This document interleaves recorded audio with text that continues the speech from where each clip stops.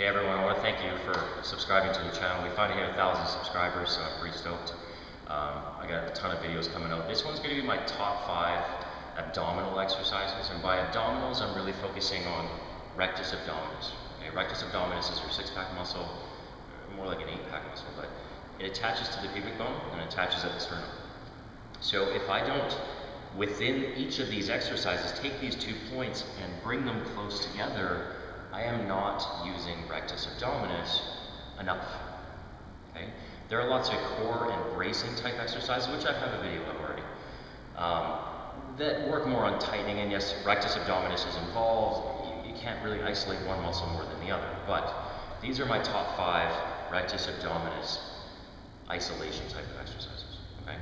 So the first one's going to be a reverse crunch. Now, reverse crunch, I don't know anybody that can really outgrow a reverse crunch. Here's the other thing I'll say about ab exercises, okay? Any ab exercise can be hard. You do 150 reps of any ab exercise, your abs are on fire, you feel like you can't breathe, yay me. Doesn't mean it was overly effective, okay? If an exercise can't stop me by about 15, maximum 20 reps, I stop using it. It's not effective for me anymore, or I have to find a way to make it a lot harder, okay? So just to show that, a reverse crunch is going to be the first one. Okay, so let me show a reverse crunch.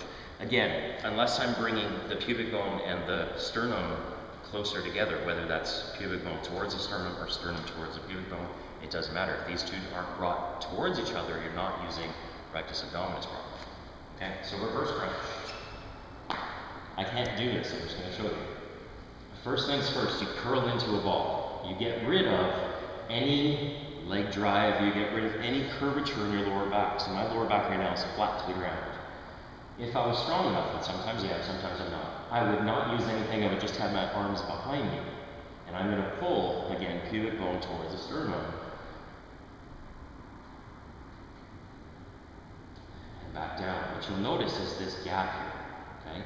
If I was strong enough, I would be able to keep that down. But I can't. So, you take your bed, your couch, a bench, anything. Okay? Weight it if you need it. Okay? So I'm just going to use this bench. It doesn't really weigh anything, but I can squeeze into it. Control the down. Shouldn't look like I'm running at it.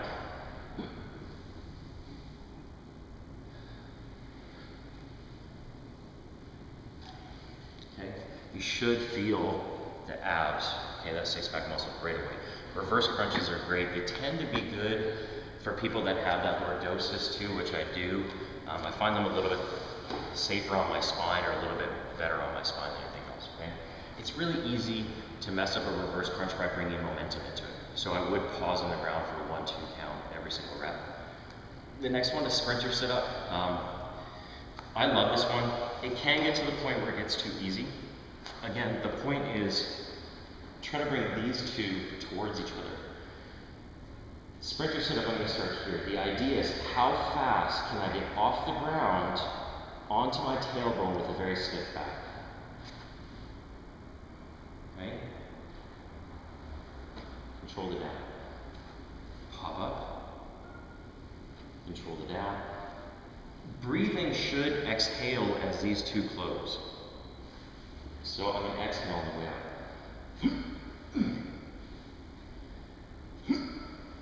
What I see a lot of the times when people are dying, especially, they're just flailing all over the place.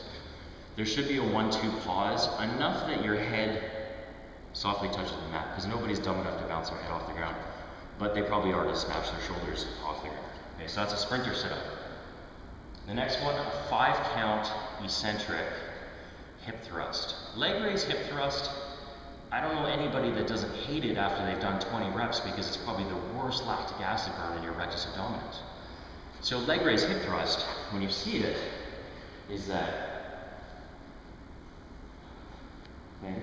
Except the only problem is when you have decent abs, it's going to take you 25, 30, 50 reps to stop yourself. What happens if you did a 5-count on the way down? Okay? So how much control you have on the down phase, which is the eccentric phase, not the concentric. is really where this is going to challenge the abs. So if I could, I would just use elbows.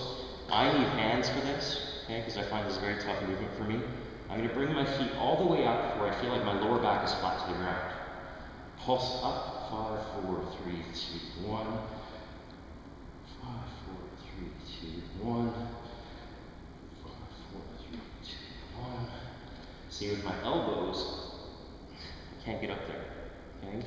So it's a very good strength movement, but it's incredibly difficult to do. So it's a little bit more advanced than the other ones. You're trying to go 5, 4, 3, 2, 1. What happens is the head wants to come off the ground. Try not to let it come off the ground. Okay?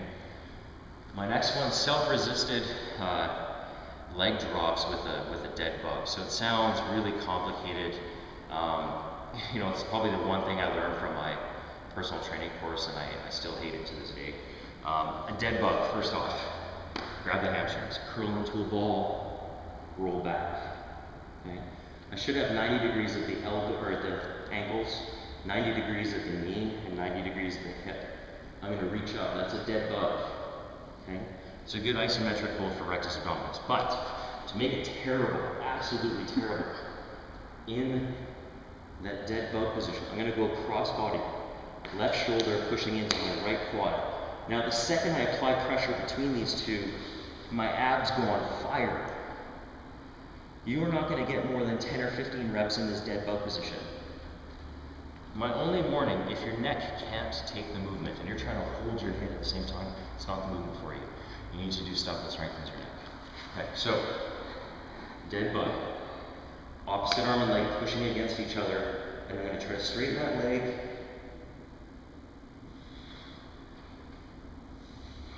Okay, it just kills. I hate that movement. Dead bug, cross body, I'm pushing. Don't let your shoulder fall back. You have to stay in the crunch, okay? This next one. This one's probably one of my favorite ones. I always feel it in my abs, especially even the next day. 3 count alternating mountain climbers. Now, let's get this straight. A mountain climber for the most part, which is this, okay, or is mostly a hip flexor movement. There's not a lot going on between these area, right? My spine isn't closing pubic bone towards sternum or sternum towards pubic bone. So this is all hip flexor. I'm using my abs maybe to hold myself up, but I'm not really using my abs. So here's how you fix that. 3 count is you taking a 1, 2, 3 to try to touch the knee to the nipple.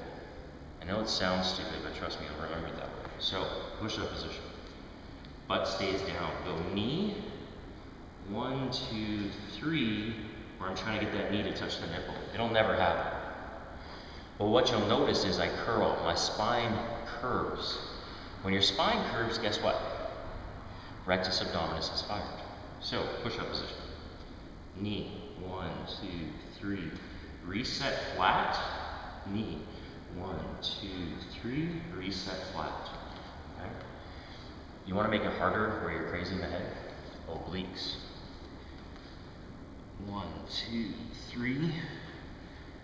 1, 2, 3. Again, there's a curling of my spine. 1, 2, 3. Flat. 1, 2, 3. Flat. Okay? Those are my top 5 rectus abdominis abdominal exercises. Have fun with it.